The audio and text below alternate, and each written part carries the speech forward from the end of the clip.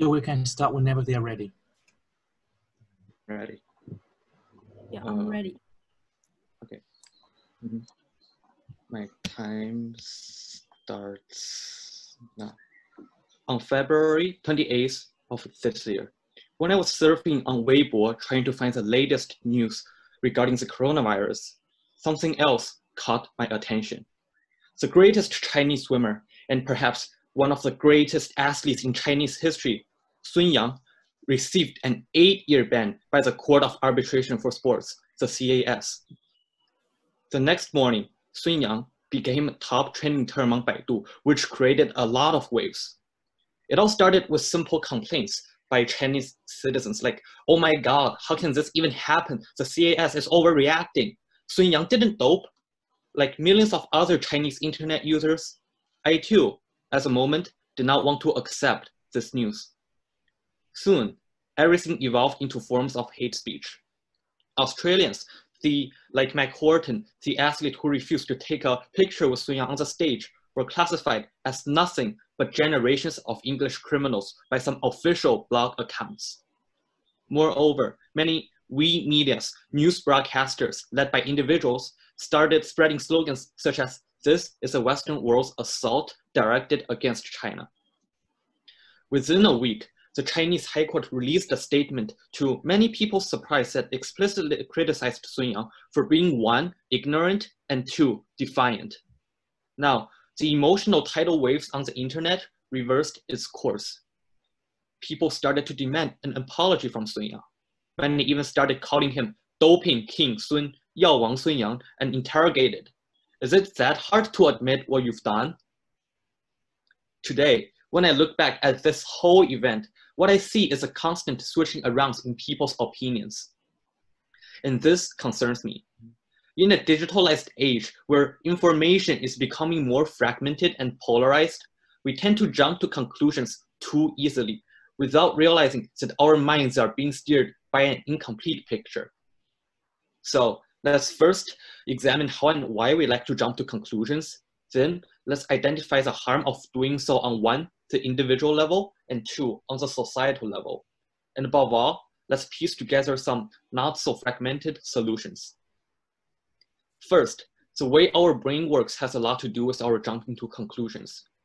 Trace Dominguez of Seeker explains that grouping things into categories is actually something our brains are constantly but unconsciously doing. But the brain initially intended this to be a way to help us interact socially in a more efficient manner. This means it is impossible for us to remember each individual or event by specifically what he or she is, because the world is simply too complex for us. Therefore, we need to put labels on everything. And in creating those labels, however, our brains automatically jump to conclusions. Second, the digitalized platforms where everyone can express himself or herself today with limited consequences also contribute to this crisis. In the past, when we gave an opinion, we needed to worry about people's reactions. But today, posting hate speech regarding someone in the other hemisphere is basically consequence-free, takes nothing more than a few finger taps on the keyboard. Third, the ease of becoming a media influencer these days and the desire for digital firsts leads some people to post first and then think about their actions. In the past, for someone to offer news, he or she had to be a professional news reporter or someone bound to a broadcast company. But today, literally anyone can go online to register an account and start to broadcast, evaluate, and comment on any, as seen from their perspective, newsworthy event. As a result, there's limited review of the invalidity and bias on the internet. And think back to the Sun Yang case, even today, none of us know what actually happened. But I'm sure of one thing, that is, everything presented to us up until today, up until this point, is just a partial image. Now, what is the specific individual harm that is created by this whole crisis? Let's begin by imagining being wrongly accused of an act. Maybe you tried so hard to complete an assignment last night, but today the teacher asks, interesting, where did you plagiarize this from? This question arose simply because you did a better job than usual. Or maybe you found some money on the street and decided to give it to the policeman, but the officer says, You stole this wallet from someone else, right? These are not extreme examples. Similar things happen every day. When such things happen, we feel wronged. Why? Because those people only saw partial images of our actions. The teacher only saw your assignment, but did not see your hard work. The police only saw you with someone else's wallet without realizing that there are still random acts of kindness in this world. Now, think of cases when we wrongly accuse others. How many times when a friend was trying to explain something to us did our brain keep on telling us that he or she was lying because we were so certain about the conclusions we derived from the partial images we saw? This makes us more like computer algorithms. We focus more on the events instead of who the people really are. Our eyes are locked on the specific perspective, and our minds are being pushed to the ends of the extremes. And we jump to the conclusions directly without any hesitation. Of course, in this case, efficiency of our judgment increases. The contrast between black and white increases. But as people, we become dehumanized. Now, how does the harm of the individual eventually lead to the harm of society? Sometimes individuals are the victims, but sometimes individuals, they form together into a crowd and use their toxicity unconsciously as perpetrators. Think back to the Sun Yang case once again. Australians were the first ones being attacked, then Sun Yang himself and his fans. Under attacks like this, mob mentality forms. Now, shift this whole logic from Sun Yang to common people. According to Lewandowski of the Heritage Ledger, a person commits suicide every 40 seconds around the world, which is a great increase from 10 years ago, primarily due to the rise of social media. The freedom from consequences when we type in hate speech on the keyboard does not mean freedom from impacts to the victims. We need to realize the impacts our words and actions can have on others and start to think twice before expressing anything. Now, looking at this from another perspective, some news broadcasters and some media influencers want to see society being steered by what they publish because more trending means more profit. But as a group, collectively, we people are also being consumed by these news broadcasters. If we fail to act and simply believe in whatever they publish, imagine what they can do with this. Therefore, we need to be rational, but this is not easy. Now, finally, some solutions to this issue. It would be very irresponsible of me to tell you doing 1, 2, and 3 will solve this problem. If this was the case, the problem would have already solved itself. An answer to my entire speech is that we cannot solve this crisis by any one action. The trend is that information will only be more and more fragmented. And like I've said, our brains need immediate conclusions when information is being processed on a daily basis. However, there are some things that we can do to mitigate this crisis. First, always take a step back. This doesn't mean that we pretend to be blind to what's happening in front of us, but rather we try to look at a bigger, a more complete image.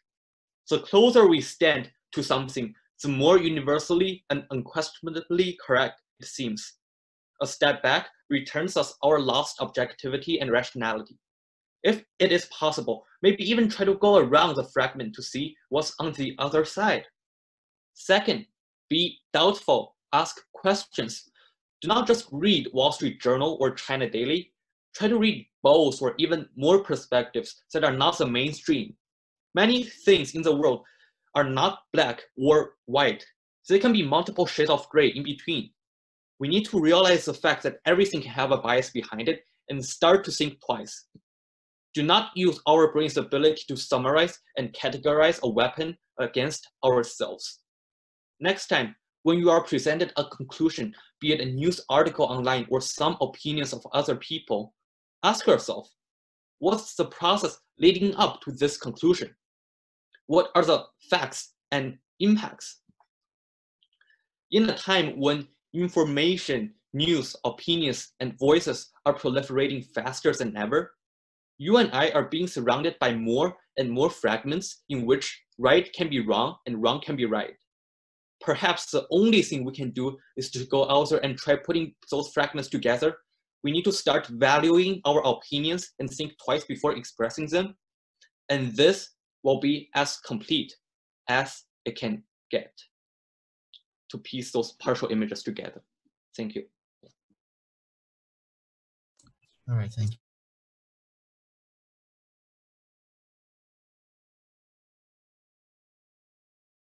Okay, so now let's move on to our next contestant. Xin Tongzhou, Women's Voice on social media, use the phrase female drivers as an example, please. Hold on. What is her topic? Okay, I've seen it. Oh, yeah. Okay, can I start now? Yeah. Have you thought about this? One day, a piece of news popped out with the title, "A female driver drives directly into the fountain again." And you're like, oh, what a careless person. On the other day, there's another news. The emergency brake caused a 360 degrees turn. The female driver hit 5 guardrails in a row. You said, hey, once again, she's so dumb. Later, you again received another news titled, "A woman crashed into a dirt truck." You apparently get tired of the similar contents and thus kind of concluded female drivers suck. After that, every car accident led by a female protagonist rendered you to firmly believe your statement even more. Another female driver, you said. At last, you reached your final conclusion. Women simply cannot drive.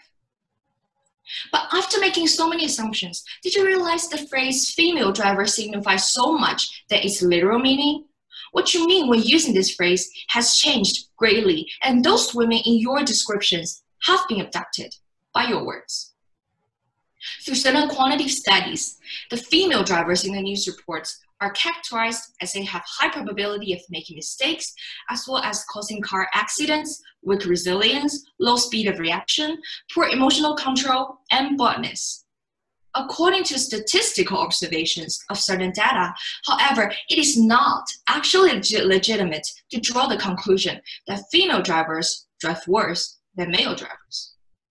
By taking into account of a bunch of characteristic parameters, it can be found that the drivers prone to cause car accidents are characterized as male, young, with short driving time, poor mental conditions, and psychological conditions. So why? Why are women the victims of this unfair attack? First, the bias in the image constructed by the media. When people see the titles of news, there's one phrase kept being mentioned, which is female drivers. But think about it. How many times have you seen news titles like "Breaking news, a male dummy driver drives directly into the water again," or "A male driver starts his car without pulling out the oil gun"? It could be so awkward if you change the sex in news titles. And after accumulations of the similar reports depicting the same images, the actual meaning of female drivers would infinitely be amplified. And when the media describe the female drivers, the adverb again suggests that similar incidents have occurred repeatedly, further strengthening the image of the reckless and absurd female drivers while evoking the public's memory of the past, which people tend to see so many times of the similar contents. The news media have a certain role to lead the public's opinions, especially in the new internet era, that the news media can transmit information faster than ever, and the public tends to have intuitive impressions of the female drivers, and therefore deepens the biased impression through the formation of public's opinions. Thus, the distorted image of female drivers caused by the bias in the news media will undoubtedly make the public's opinions and prejudice against the female drivers more widespread and profound.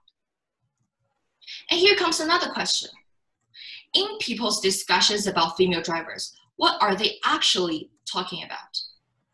It seems that even in these days, some people would still regard female drivers as a joke when seeing any woman drive with minor mistakes or car accidents. On the internet, this trend is even more popular. They basically hold random talks to express their irrational views among allowed people, and even to have the right of privacy and the morality of network behind them. There is a lack of calm observation and constructive reflection in the field of public's opinions. According to the silent spiral theory, because of the openness and interactivity of the internet and online communities, the public may not consider the consequences of the behaviors and their wrongs at all when they participate in the discussions of female drivers, especially when a view is strongly supported by enough media. Even if it is wrong, one-sided, and not objective, people would still choose to echo rather than to propose a different point of view.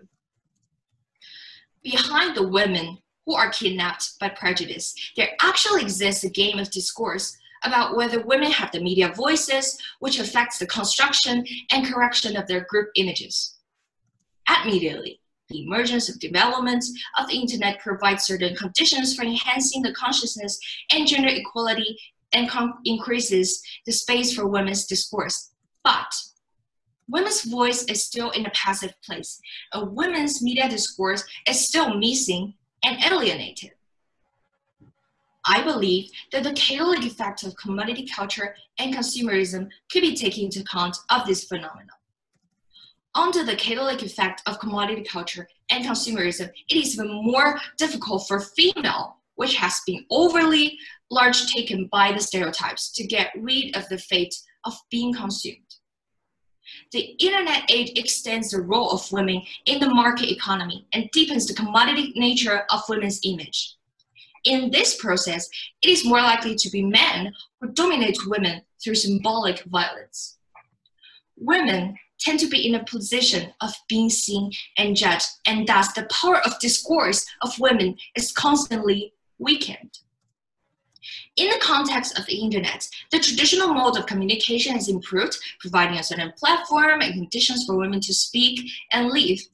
But in order to construct and enhance the female discursive voice on media, the whole society needs to participate in this progression instead of only women themselves. Thus, I appeal to all to strengthen the concept of gender parity in the society and construct the space for women to live and speak. First, the concept of gender equality should be strengthened in the social context, and the concepts and consciousness of the gender equality are the root causes of determining those internet users' next behaviors. Second, women themselves should strive to break the imprisonment of patriarchal culture and consumerism contexts, and more actively construct the living space for themselves and shape the positive image of women as communicators, editors, and audiences. That's all. Thank you.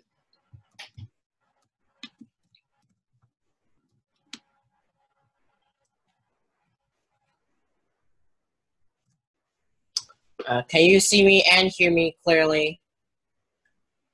Yes. Hello? Yes. All right. Yes, we can see you and hear you clearly. What's your topic?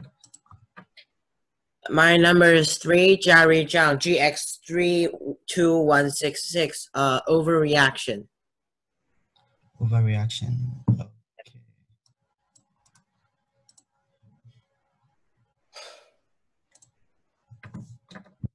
Right, you ready? Wait a sec. Yeah. All right. Okay, is my other judges ready? Okay.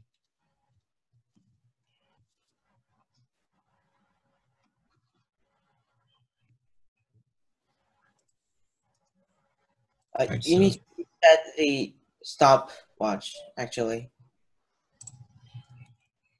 Okay, yeah, the time. The host will do it for you. Okay, so my time starts now.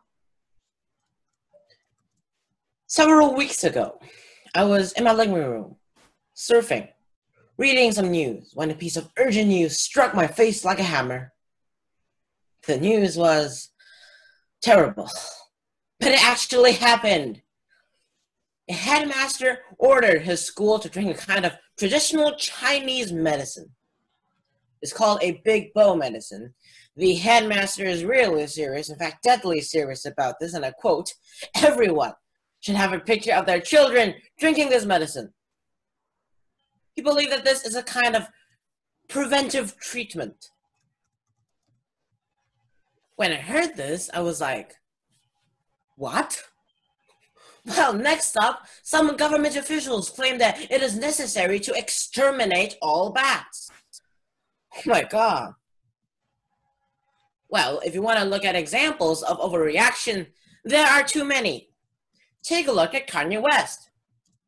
He is such a supporter of Beyonce at the VMAs. He even grabbed Taylor Swift's mic and claimed that this prize should be hers. So, do you know why he grabbed Taylor Swift's mic? I don't know, maybe he really liked Beyonce very much. Well, celebrities and politicians like Kanye West and Donald Trump and many others overreact to certain things in their lives. Sometimes it might be a big issue, but most of the times it might be just a small thing that will ignite their rage. Speaking of ignitement, Donald Trump will be ignited if one of his staff got the coronavirus, because then he'll believe that this is a kind of personal insultment because he do this deliberately. Well, many people, most people, tend to experience or suffer from overreaction. My father at home often screams to me as if I did something extremely sinister. Once, he even threw every content on the desk onto the sofa. Turns out, I just forget to pick the pens on my desk. Well, I am a very untidy person, but what hurts my feeling most is that he really didn't done this deliberately. He just didn't think it over. My father really should cool down a little bit before he is so angry at me. Overreaction has brought our family lives unhappy and not harmonious. According to Israel professor Moshe Meir, overreaction tends to develop along two paths.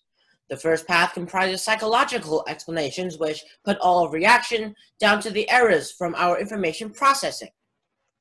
The second path comprises newly emerged institutional explanations which put all reaction down to the institutional values, myths, routines, behaviors. While the first path can explain my father's irrational behavior, this theory can also explain many social behaviors, and recently, these behaviors are not rare at all.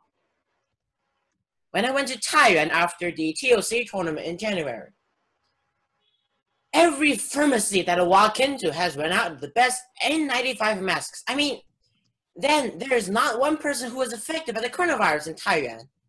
And everyone are so scared.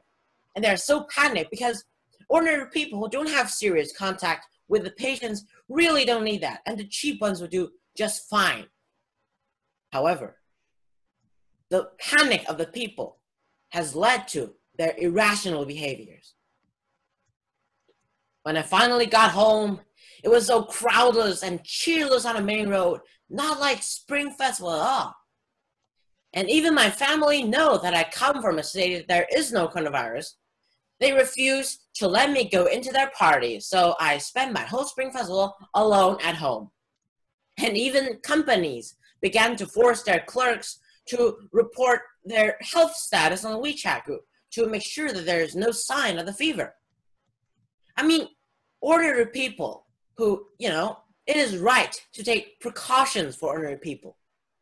But this shows that the public's response to an exceptional situation is often not carefully considered.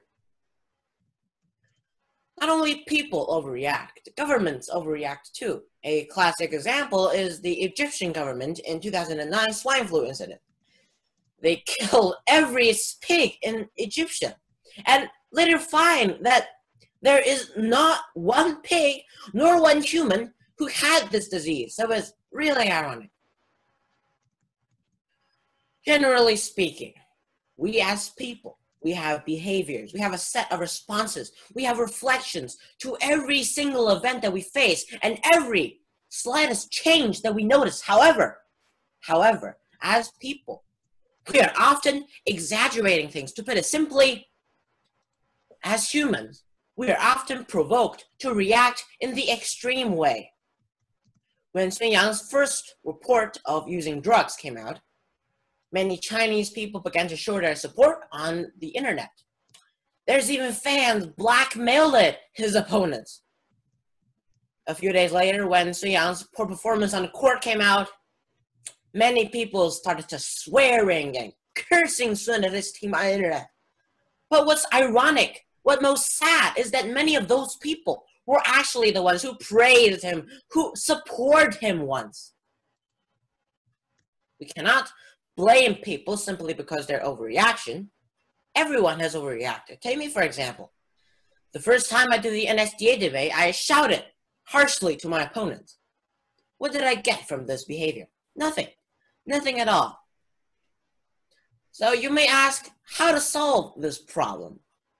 Well, the simple answer is we don't solve it because this is a problem that is already in our blood for centuries, for millions of years, for generations.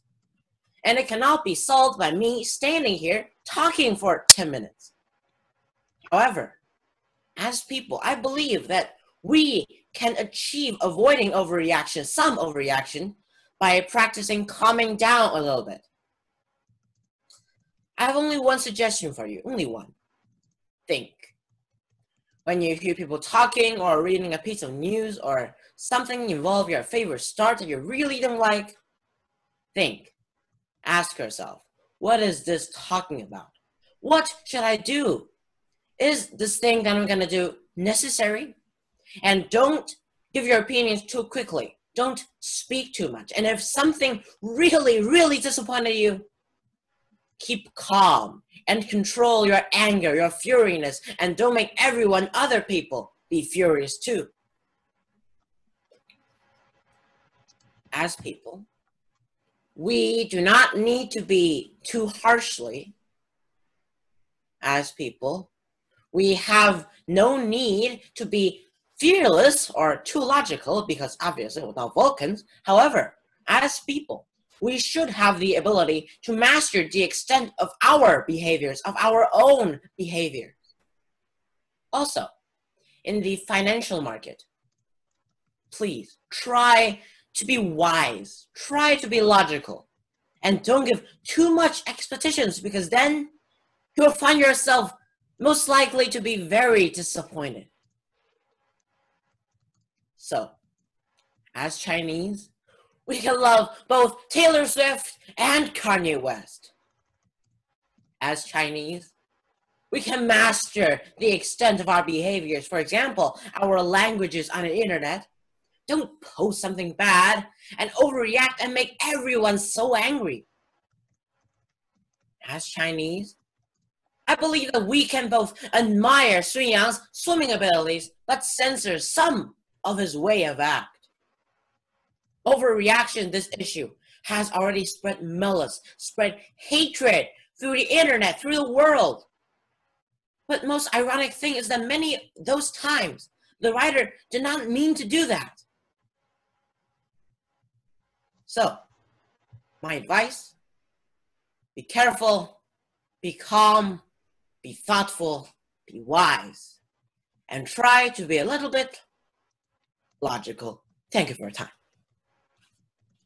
And do I have any internet problems during this speech? No, it's pretty good. No, it was fine. All right, thanks. Have a nice day.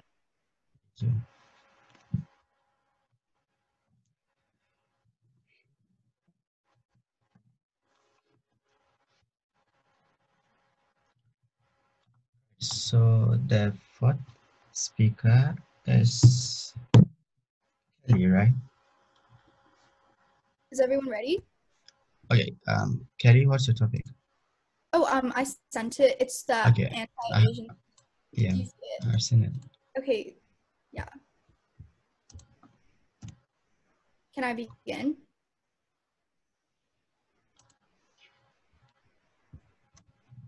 The past few weeks can be characterized as a perpetual hurricane of devastating news.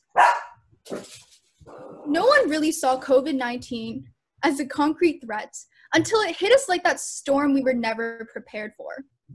Ironically, we were warned by previous regions experiencing the wrath of this very storm, urging us to take harsh preventative measures and brace ourselves before we crash. So what exactly gave us the confidence to not amplify these measures even when it was forecasted months beforehand?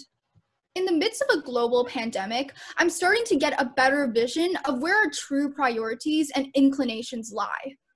When we are given the choice to put a Band-Aid over a plunging economy or to enact cost-prohibitive implementations of public health, it is inevitable to say that we are walking a very, very fine line. And not at all am I undermining the importance of employment or subsistence wages in the middle of an international crisis. But I'm observing a phenomenon of our choices and tendencies at a time like this. It seems that the way people react varies across trends in demography. We have younger generations that literally think they are invincible against this virus. Even if they have pre-existing knowledge about it or in its severity, they still can't resist the impulse to party during their spring breaks, on the basis that they would rather die than having a bad time and being quarantined at home. Then again, you would think that the people who are running the government would have the conscience to acknowledge the magnitude of the issue.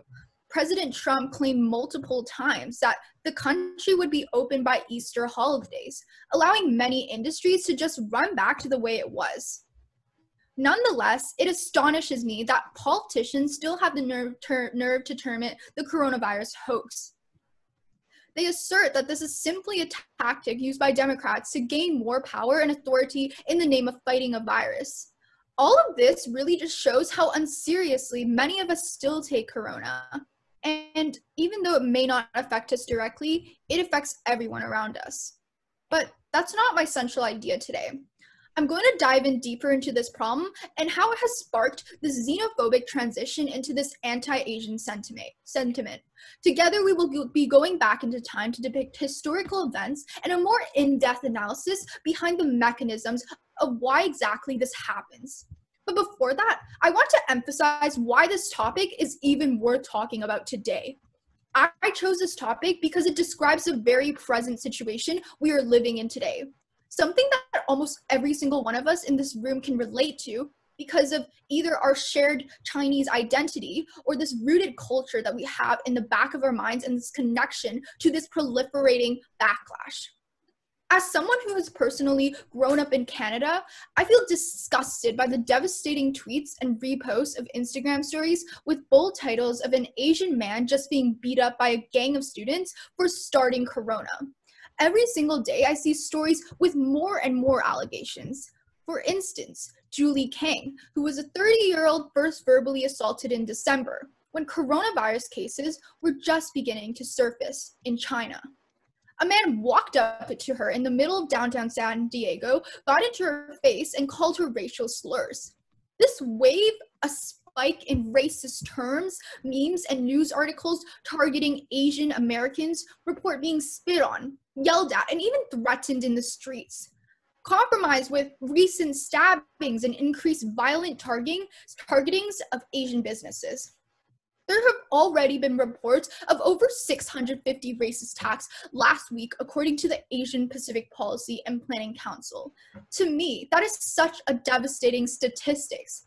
These incidents alone demonstrate the rising racism against Asian communities in North America and across the rest of the world. Now, here's what's interesting. Because history tells us that this is not the first time that the fear of disease has led to outbreaks of anti-Asian racism. Underlying prejudice against Asian communities have been a staple feature of North American society since the first Chinese workers arrived in the mid-19th century. The Chinese were consistently accused of being barriers of infection. It was a common belief that syphilis, leprosy, and especially smallpox were communicated to the Indians and the white population from Chinese communities. This despite the fact that at the time, China legally required inoculation for all its citizens, and the physicians declared having never seen a case of leprosy amongst them. Against all this evidence, they were still victims and endured the animosity of hatred and direct blame. So, why exactly does this happen? We think that in the recent years, China has become the next superpower to the world, where the World War II Iron Curtain divide has transitioned into a new era of China versus the United States. They have progressed such monumental success in economic gain that surpasses the rest of the developing and developed world, especially in the manufacturing sector. We've seen achieve shocking projects such as the Belt and Road Initiative, Yet, despite how successful it has been in becoming a worldwide dominant economy or lending money to help developing nations in Africa build essential infrastructure, the rest of this world still views this nation with skepticism. Our leading economy is viewed as something so detrimental and pernicious that is built on the basis of exploiting meager wages, ignoring the fact that multi-sector economy has opened up new industries to support a variety of employment opportunities. The Belt and Road Initiative, a linkage system that will provide accessible communication and trading routes, is then seen as a debt trap, as no other nation would think it was reasonable to lend such great amounts of financial aid and expect so little in return. The pre-existing biases, discrimination, and stigmas against China has been especially apparent since the breakout of the coronavirus. Although we have been termed an overrepresented minority, and in the recent years, a lot of people think that we have become this new superior nation, it is apparent that we still face the worst of racism and an outright blame during an international crisis. Yes, sure, COVID-19 did originate from Wuhan, China, in the midst of a seafood market, but now Chinese immigrants from abroad are experiencing the blame for a pandemic that affects the most dominant and peripheral regions in our world. It has evolved into a phenomenon where this has not become a case in 1,000, where this is not an aberration. Rather, this has evolved into becoming the new norm, which happens on a daily basis. The ironic thing is that China is the only country so far who actually has this virus under control, with almost no new apparent cases, whereas Western countries like the US has surpassed our nation when they claim to be #1 amongst the international community.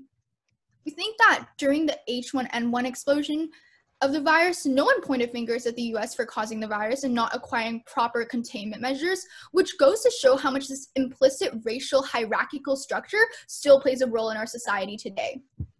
We really think that during the most desperate times, we should be supporting each other as nations, sending our prayers, supporting each other with external resources.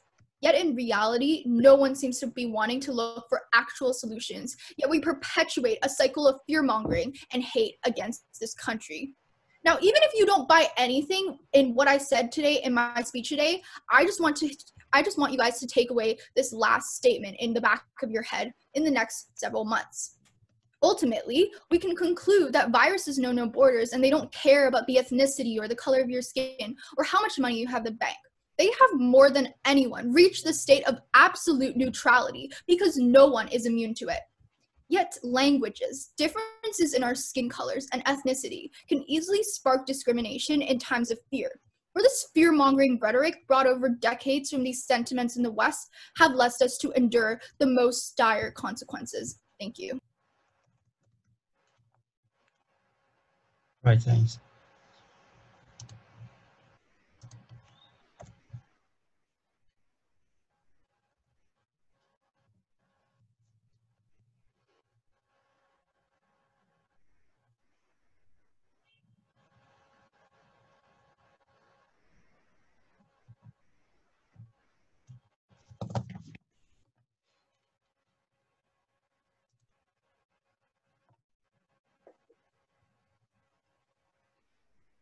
All right.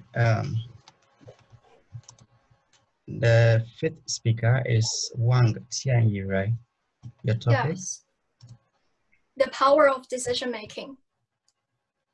Oh, decision making. Okay. My other judge is ready. Okay, so my time starts now. Would you prefer to spend the rest of your life in a tranquil valley where the lake is glimmering in the candlelight, or stay in a bustling street with gleaming skyscrapers? Would you choose the one you fall in love at first sight, or the one you scrupulously cultivate the seed of love? Would you opt for a secure and decent job that meets all your basic needs, or a challenging and intriguing one that you are more willing to do? I believe the decisions are tough to make, and you may pause and ponder before giving me the answers. Truthfully, those questions can be more direct and simple.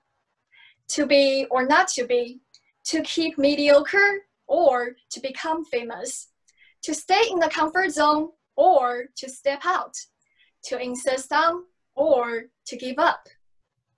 See, decision-making is never easy, and this time you will definitely feel a sense of hesitation and reflect on some of the choices you made in the past.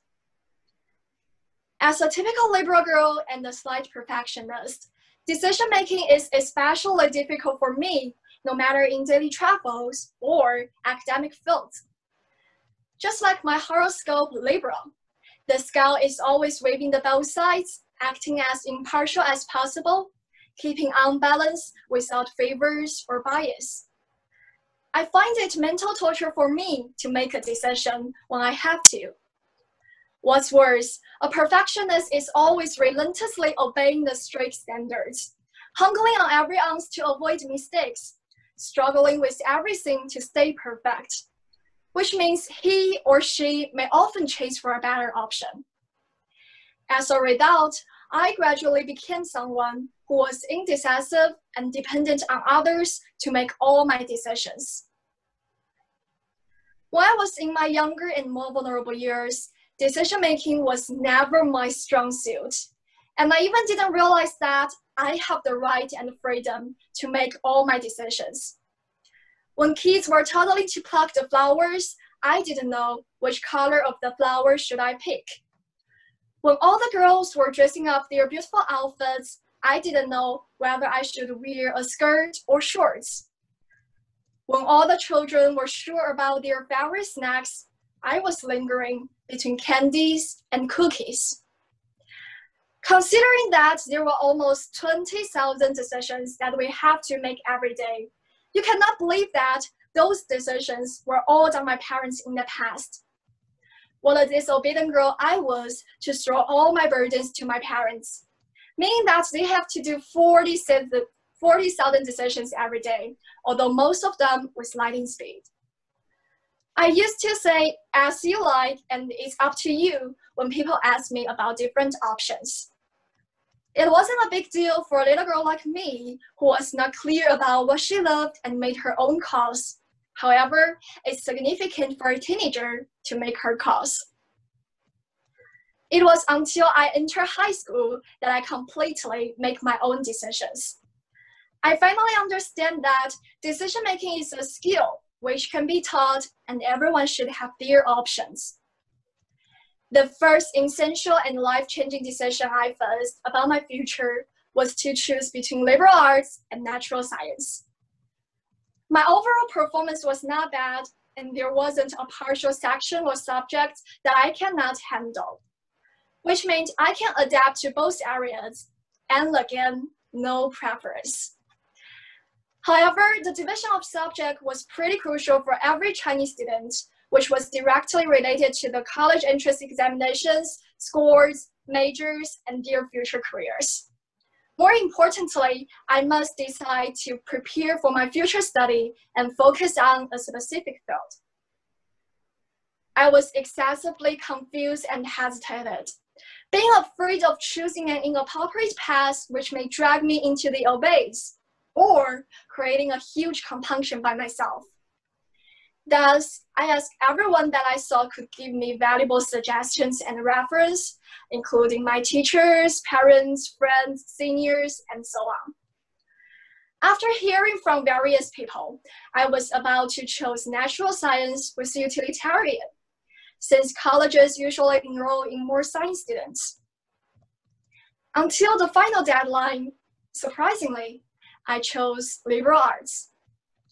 I asked myself, 10 years later, would I prefer to become a scientist, combining chemicals, monitoring the reaction, spending a lot of time in the lab, or become a social worker, communicating with different people, developing critical thinking ability, and helping the minority groups?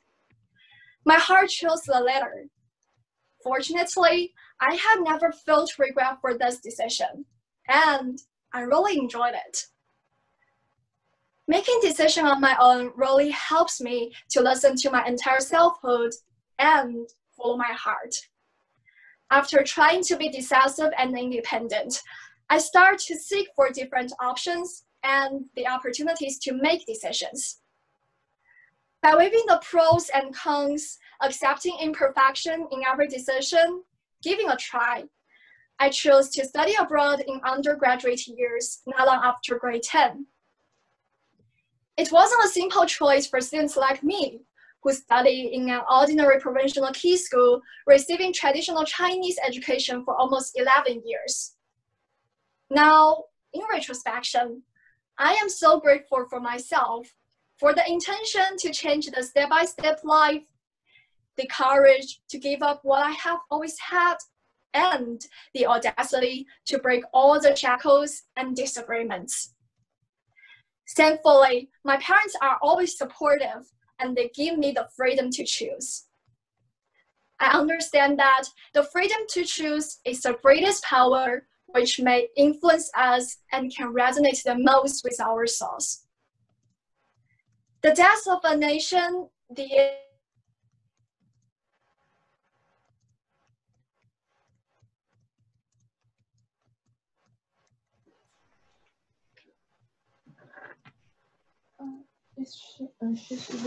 She's losing her internet connection. Maybe we need to wait for her for several minutes.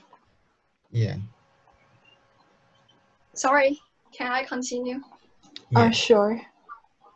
Okay, thank you.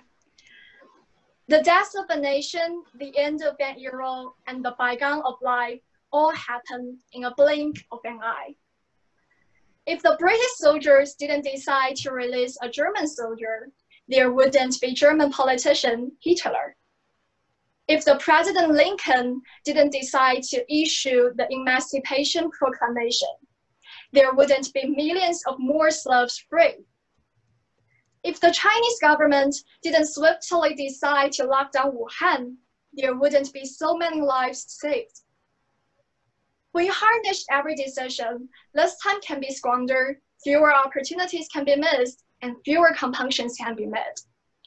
It is true that we are all free authors to narrate our own lives, but if possible, I would encourage all of us to make our own decisions. When dilemma come, take a deep breath and rekindle your faith. When the reality precedes the dream, turn around and find yourself hood. When the quandaries happen, think twice and wave thoroughly. Please remember that doing whatever you feel like doing is always an option. Thanks for listening. Okay, thank you.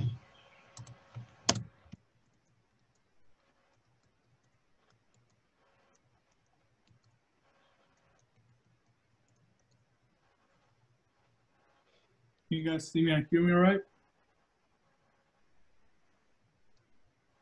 Hello? Okay, you are the last speaker, right? Yeah, I should be. Okay, what's your topic? All right. Oh, my topic? Yep.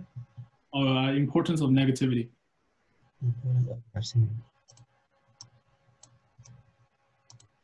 Okay, are my other judges ready? Right. Yes. Yo, Thanks, Leslie. everyone. Is it starting? Yeah, you can begin. I'm sorry, I can't. Okay, never mind then. The time stops.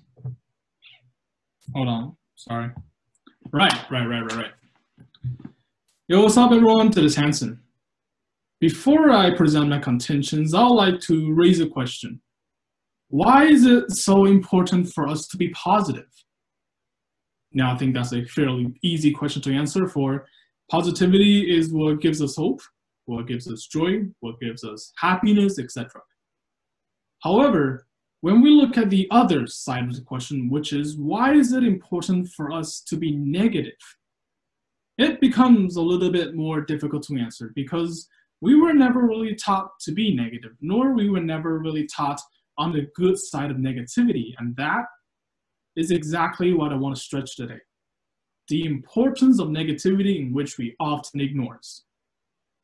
In my own personal experience, I found that there are three main kinds of negativity. The first kind are the negative emotions we have, or our bad moods. These are the things that are usually caused by adversities or the things that didn't really go that well in our lives. And some emotions include anger, sorrow, dissatisfaction, etc. And the second kind of negativity are the negative information we receive, or the bad news. These are the things that we don't really want to hear, but we often hear them in life because they truly exist. Some examples include global warming, people dying, animals dying, etc. And the third kind are the human behaviors in which are caused due to negativity. And each kind of negativity that I just mentioned just now helps us in different ways. Negativity is so important for us as individuals because those negative emotions are the ones that can push us individuals to strive for a better self. Quoting from the Atlantic, that if you feel too relaxed and happy and dreamy, you may not be all that motivated to get things done. In other words, that if we stay in our comfort zone for too long and lack of negativity, we lack of the will to endeavor, and we lack of the motivation that pushes us into becoming better. And in this entire process, negativity is extremely essential. Take myself as an example. When I was in second grade, I came to the US, unable to speak English whatsoever. For such a long time that I was confused, afraid, misunderstood, and completely isolated from the community.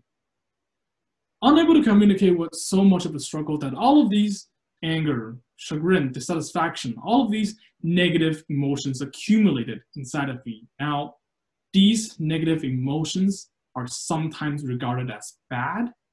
However, it was precisely those negative emotions I had to push me into learning English and successfully made me become a part of the community.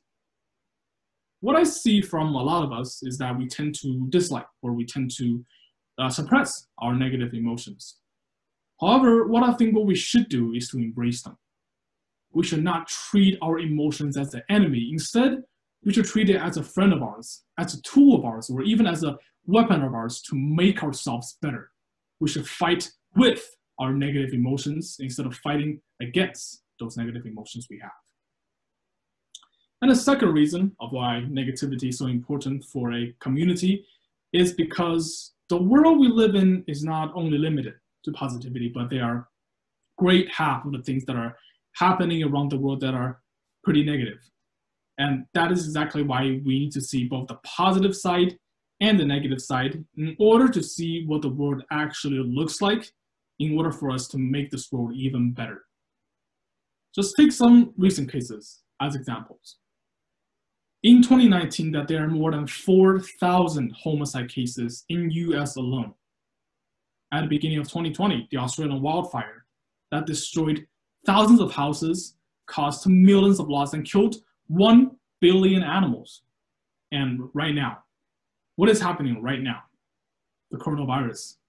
The coronavirus that is affecting everyone's life had a huge crash onto the global economy and killed millions of people worldwide. Now, all of these things that I just said, they're all negative, yet they're realistic, for they're exactly what happened in the past few months. If we really want to make the world better, if we really want to stop the spread of coronavirus, let's say, then the first thing we have to do is to realize the existence of which first. And in this process, negative information is the only source of media. There was one image that I saw a few months ago that I thought was pretty interesting, and you probably have seen it as well. It was this image of 3 men standing side by side, and each man had different heights or different levels of books beneath their feet that represented their knowledge or their interpretation to the world we live in. The first man, who is the shortest, what he sees is a wall. He sees a painting. He sees an illusion that is created for him to tell this guy that the world you live in is in perfect shape. Everything's just rainbows and unicorns, and there's nothing for you to worry about. However, that is just an illusion. What second man sees, with slightly more height and taller, He sees the illusion, of course, but he also sees something that is beyond the walls. He sees crossfires. He sees global warming. He sees people dying, and he sees animals dying. He sees the truth of the world. He sees the negative aspects of the world we live in. And the third man, who has the most knowledge, who is also the tallest, he sees the illusion. He sees the truth, of course. But he also sees something that the other two men never saw. He sees something that is above the clouds. He sees something that is bright. He sees something that gives people faith. He sees hope, and he sees solutions to those problems. Now, all of us, no matter as individuals or as a community, all of us want to get to the third phase in which we can solve problems. However, we can never get to that third person unless we get to the second person first, in which we can never actually solve problems if we don't realize the existence of those problems first.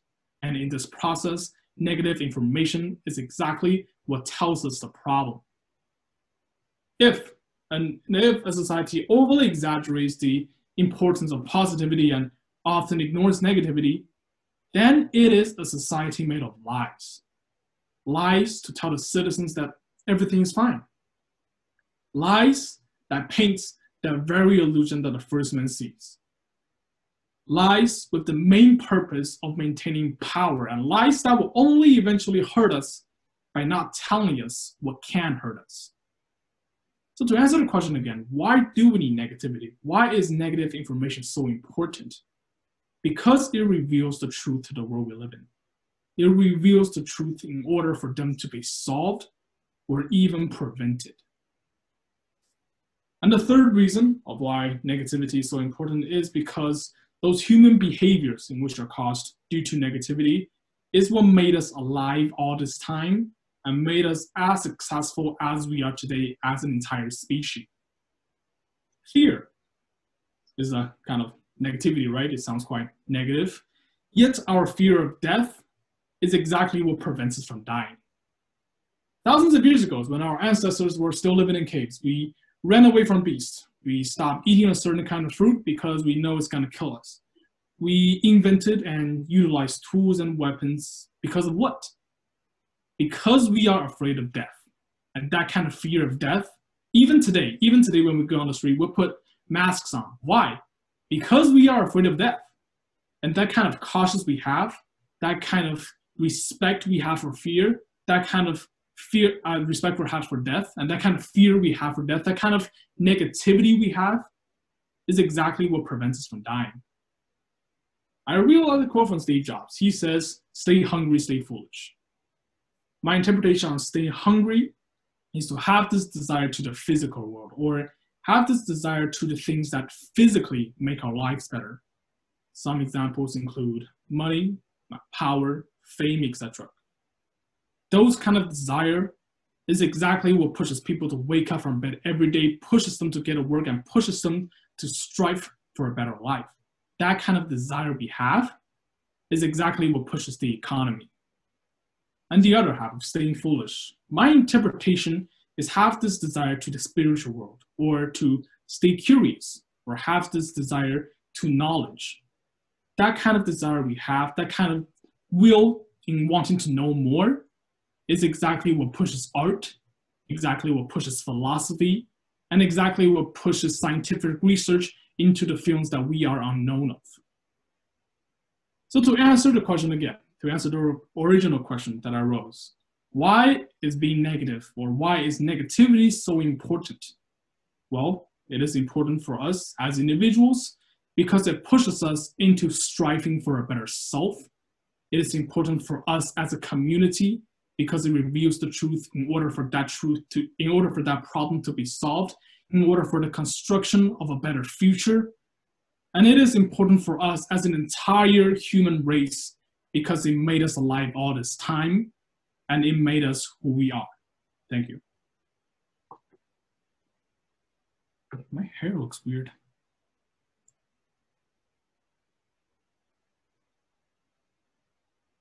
All right, thanks. So we've come to the end, and I think my judge is ready to give feedback, or you need some few minutes? It's okay, we can give feedback first and then finish, focus on finishing our ballots later on. All right.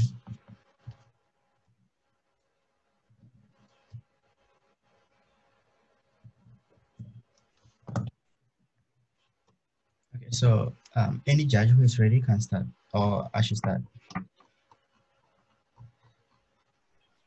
I don't know if you want to start, you can start, or I can start. I'm Okay. cool with that. Okay.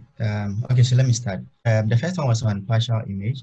I was a bit confused when you started the whole thesis. I was trying to find the relation with your presentation with the topic, but later on, you made it clear. Yeah, you did well later by introducing examples and references, and you could have also like introduced evidences of wrongly broadcasted news and the severe consequences it brought on such a nation. Your topic addresses the various misconceptions that people hold when others, when people hold to, judge others wrongly, especially in the media. Like people keep publishing wrong news. Before it wasn't like this, but now when you go to YouTube, everyone has a blog in which like news are wrongly broadcasted. Like people can spread wrong news about people. So you did well. Your explanations and your delivery was amazing, and you maintained eye contact, made use of hand gestures in doing this. However, in your next round, if you should do the same topic, you can introduce other evidences to indicate that maybe according like in January or in February, this blogger or this news published this news about this personality which led to this impact. Okay, so maybe you can introduce evidences or like impact to just assist your topic, because looking at spreading wrong news has impact. Okay, like wrong news has repercussions on the people that it is spread upon. So you can introduce evidences just to support that. But aside that, I think you did an impressive job. The next one was on like the social media conception about our ladies and how people see them. I agree with you on this topic, because it is more like, even if a lady hasn't done anything wrong, it is attributed to the fact that she is a lady. Okay, like the feminist kind of a thing, like that gender bias. And your topic sought to attack, or your topic sought to address the issues of gender bias. But however, when people drive recklessly, it is not just ladies, because we have young guys who drive recklessly. We have old people who drive recklessly, and it's all about your experiences in driving and etc. And you did well. You explained this. On the other hand, you could have introduced ways in which women could improve upon this misconception. Like you did well. You introduced reasons why we shouldn't put anything on ladies, because anything that we say ladies have done wrong, the other parties do the same thing wrongly. However, you could have also introduced other ways in which ladies have done impressively well. Like it can be in politics. It can be, we have various ladies who are driving big cars in certain companies. I don't know, I've not seen some for China, but in some parts of the world, like the US, like my country, we see women driving big cars and they are doing impressively well. So you could have maybe introduced other big roles undertaken by ladies to indicate that, yeah, anything that guys can do, ladies are doing impressively well. So there was no need to attribute bad driving to just ladies. But aside that, I think you did well. Your confidence on the topic was impressive. Keep it up. The next one was on overreaction, and he introduced the behavior of his dad in the house. That was amazing and interesting to listen to. I hope your dad wouldn't lash you this evening. You introduced your personal life experience to explain overreaction. You introduced the various ways in which we overreact, and you also indicated that we need to keep calm on certain issues. We don't need to overreact. And you said we don't have to solve overreaction. We just have to practice being calm, and that was impressive. You also introduced the Egyptian government and some of the decisions that he took, which indicate he overreacted.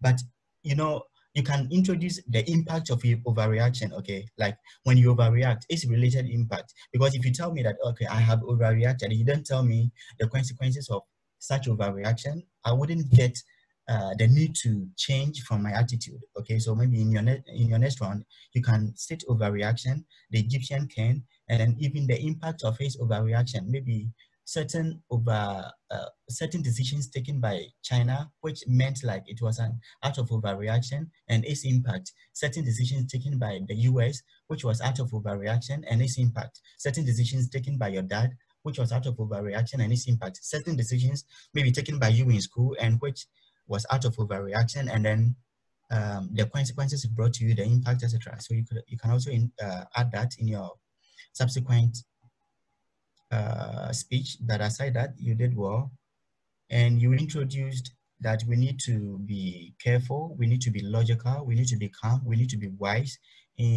so that we can avoid overreacting on certain issues, and that was good. Keep it up. Number 4 was on anti-Asian sentiment during coronavirus. This is true because every day we hear China saying Chinese virus. When you go to other countries like the UK, I have a friend in the UK studying, and he was like, when people see like Chinese students, they don't want to even come close because of coronavirus. All these are anti-Asian sentiments emanating from coronavirus. So like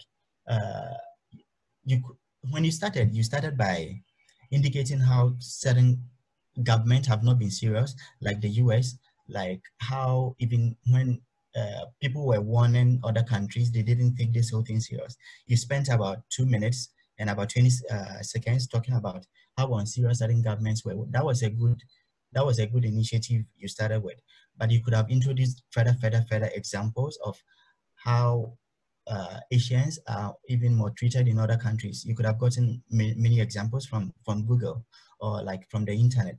But aside that, I think you did well. Your delivery was impressive. You were confident, and you mastered courage on this topic. But try to introduce other examples. Okay, not just in the US. Like, yeah, you stated Canada. That was good. There are other examples elsewhere. In the US, for example, you can get a whole lot of evidences from there just to support your thesis. But aside that, I think you did well. The next one was on the power of decision making. Honestly, like when it comes to decisions, there are a whole lot of decisions available to us on daily basis. Even as I'm talking to you, my choice of words is even a decision I'm taking. I choose to select this kind of word instead of this kind of word. So it was a great topic. Your delivery was impressive, but you could have given impact of bad decisions taken and impact of good decisions taken just to support your thesis, okay? So consider that in your next speech as well. Now, the last person talked about importance of negativity. I never knew negativity had importance, but your delivery was impressive. You indicated that when negativity comes, we can turn it around to become positive. That was genius. We can turn negativity to become positive. That was good. And you stated the various ways in which we can turn our emotions to become positive. When you went to the US, there were a whole lot of like your friends laughing at you. You can't speak in good English, etc., etc., etc. But you turned this negativity, and now you're able to speak correct English. That was good. You introduced an unusual topic that to explain negativity actually has positives, and you indicated that a country that always paints positive about itself actually is not doing well. That was good. But I wanted you to give example of a country which is always painting positive things about itself, but it's not doing good. Okay, let me give you an example, like the US. We all know that the US economy is doing good, the US is doing it, but now Trump is saying they should drink chloroquine to get healed from coronavirus, meaning that the country that we always saw to be doing well is not doing well on paper. But China, that everyone is painting negative about every day, China is the one that is actually doing well when it comes to coronavirus and even its economy. So you can introduce other examples to support this thesis in your next round. Aside that, all of you are amazing, and I'm proud of you for coming on today's tournament. Thank you, guys. Thank you, Judge.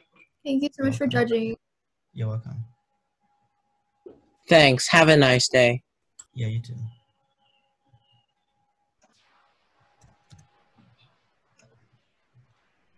Okay, so I'll be the next one. And so I'll be starting from the first speaker, Wang James. Okay, a partial image.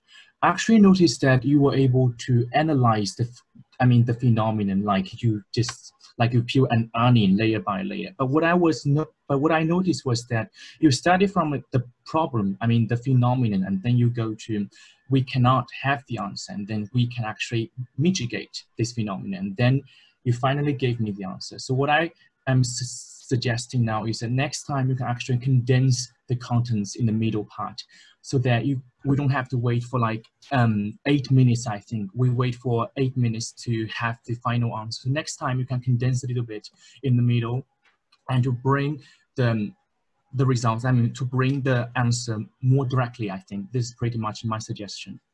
And for the second speaker, I think second speaker, Xintong Zhou, women's voice on social media, used the phrase female driver as an example.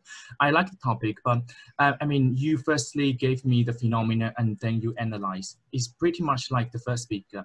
But what I noticed that when it came to the solution part, and you only mentioned like 1 or 2 minutes, but you spent like I think 5 minutes elaborating on the phenomenon. So next time you could actually bring in more elaboration on the solution part.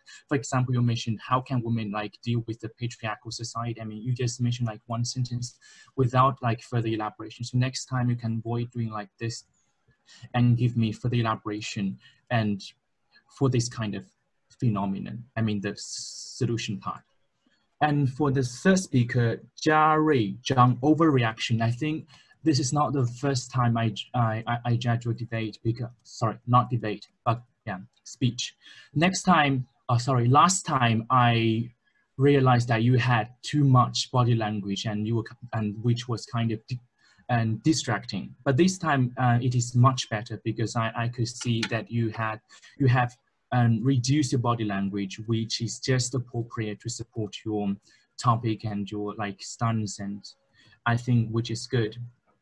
I don't have any suggestions for you this time, but to keep it up, yeah. For the fourth speaker, I also want to double check your code, because you don't have your code on your, I only see Kelly Zheng instead of the code. So could you please tell me the code so I can finish the ballot? Sorry? Could you please tell me the code? The code of contestant. I didn't see the contestant. Oh, sorry. Let me just pull that up, because, oh yeah, it's Crofton 30160. Yeah. 301610. No, just 30160. Okay, no problem. Thank you. Okay, so no problem. I actually noticed that your speech was elaborately chosen when it came to the vocabulary part and the way you deliver a speech, which was very, chillaxing. I could have no problem. Being immersed in your speech. I had no problem understanding your speech. But the only thing I noticed that why didn't you like stand up to show me your body language? Because I noticed that you did have your body language, but it's like it's more like you put your hands here, right? You put your hands here, but you were trying so hard to let us see your body language, but we just couldn't see you. So next time you could actually stand up a little bit. Sorry about that. It's okay. You was totally okay. It's just a minor problem, but yeah. Next time you could just stand up and to let all the audience and judges to see how how you look like when it's come to the body language, because body language sometimes can be very important to enhance your, to enhance understanding. But I think overall your speech was really impressive, because you introduced very common phenomenon happened not only in China, but also outside of China, like internationally and both domestically, which resonates with us as well. So keep it up, yeah. And for the fifth speaker, the power of decision making. Actually, this is not, the first time I judge a speech as well. I noticed that it is good because you brought the question, you brought your own personal experience to support your topic. But this time I would cut off all those words on your strengths. I would just directly tell you which place to improve. And I noticed that you were able to smile throughout the whole debate, not debate, throughout the whole speech, and which was absolutely good. Because I noticed that some people, when they are talking about story, when they are having stories told, they're just saying a story instead of telling us a story. They didn't know to smile. I want to say, when you were smiling, you should actually also pay attention to the content. For example, you said when you, in the debate, in the speech, you you mentioned that you're having problems making decisions and you give all the burdens to parents. And when you were saying that, you were actually smiling, you know, because you just looked like you were happy because you give all the burdens to parents, because you're happy and because you have problems choosing things. So next time when you are talking about something passive, something less happy, you could just, you know, cut off the smile and be, you know, sad or upset, you know, according to the content you're trying to say. And that's pretty much about your speech. And for the last contestant, the importance of negativity. Okay, the importance of negativity. I liked your speech because you are absolutely a very strong speaker and you are able to emphasize everything you want to say. I really noticed that. But I have to say that the background information, the background picture was kind of distracting, because when I was listening to a speech, I just couldn't help like counting how much couches you have like behind you. So next time you can just choose a simple background, so which could be less distracting. And when in terms of your debate, in terms of your speech, I noticed that you were able to first of all ask the question, why is negativity important? And you were able to I like this background. Yeah, you were able to answer it in the end of the speech, which was good. But I also noticed that you actually brought the question for 2 times, and for twice. You asked them, you saying,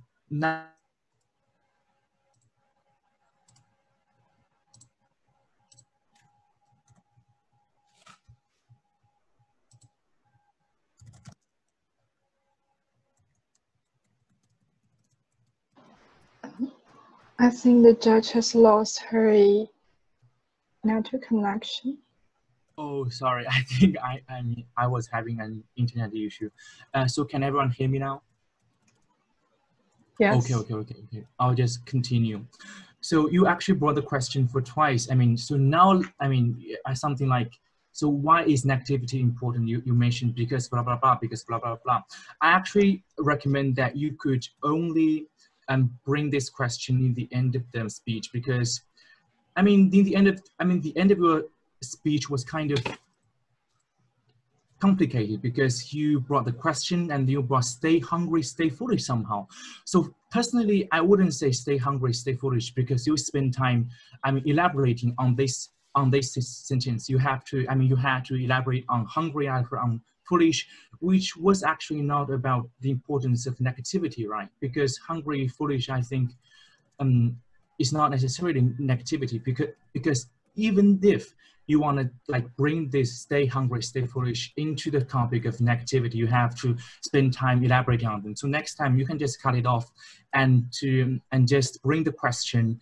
So now why negativity is important, and you can just answer it. So the start of your speech and the end of a speech will just be together, and which would be much better, I think. Will be less complicated. So just cut off stay hungry, stay foolish, because which was kind of cliche as well, because people say that all the time. Yeah. So, but I really like your speech, and keep it up.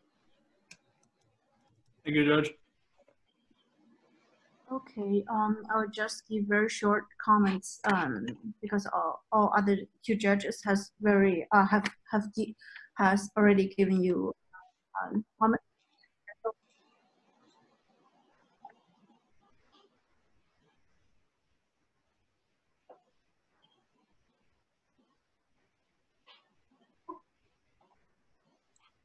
Hi. Okay, so let's go from one by one. The first speaker, he talked about a partial image, And I like your analyze for the reason why actually people will have the partial image and see things from one perspective. And so you can improve your speech by giving your conclusion a little earlier so that we can know the conclusion not at that end. But I like your expression and a clear logic given. And the second speaker talked about women's choice in voice on social media. And this is a very important topic. And you mentioned a word called female drivers, which is already a little discriminated word. And also, I like your analyze about why women are being discriminated, and you can improve your speech by giving because your conclusion part is just 1 minute or less. So you can actually by giving deeper conclusion and longer conclusion part can be better. And the third speaker talked about overreaction, and it's an important topic, and I like your stories given. And a little suggestion for you is your voice can be a little lower, and you are far away from the microphone, but your voice is still a little high. So if you're speaking face to face, you can actually lower your voice. And for the next speaker, you talked about anti-Asian during coronavirus, and your speak is good, and I think you have very good expressions and gestures. And however, there is a small problem you mentioned in your speech. You said that even though coronavirus is oriented in China, but that's actually not true, because according to the WHO, there is no conclusion now where the coronavirus actually oriented from. So just to be clear in your speech can be better. And the next one, talking about the power of decision making, you make a lot of examples of yourself making a choice between nature science and labor arts, which is good. And I want to hear more your suggestions or analyze about how to make actually better decisions. So analyze a little deeper in this conclusion part. And last speaker, you're a confident speaker, and also you have great expressions and good gestures. Just pay attention to the time used. And also, I know that stay hungry, stay foolish is a very famous word from Steve Jobs' words in the Stanford graduation ceremony, but this is a little not relevant to the topic you've given, and also pay attention to the time. Okay, that's all. I'm sorry, Judge, I have one question. Is the time given 10 minutes and 30 seconds? Yeah. And I kept it under that time, and it's a problem? Yeah, there is no problem this time, but I mean, if you're a little longer, there will be problem. Yeah, okay, just pay sure. attention. Thank you. Okay, that's all. Thank you. We are allowed to leave? Yeah, you can. Hey, cool. Thank you. Thank you, judges. Welcome. Thanks, and have a nice day. Thanks to all. Bye-bye.